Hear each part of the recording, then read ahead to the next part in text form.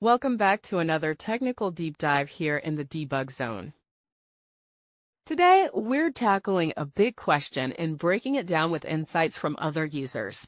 Hopefully, this clears up some misconceptions and helps you get the answer you need. So buckle up, stay a little curious, and let's jump right in.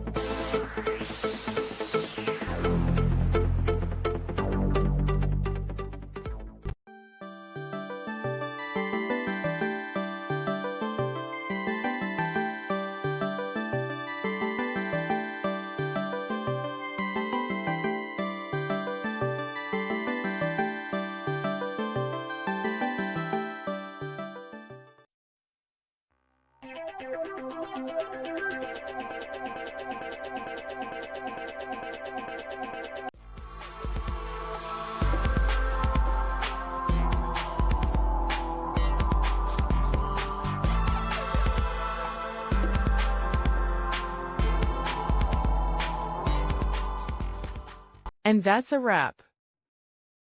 I hope you found the answer you were looking for. If you did, take a second to hit that subscribe button. It really helps out.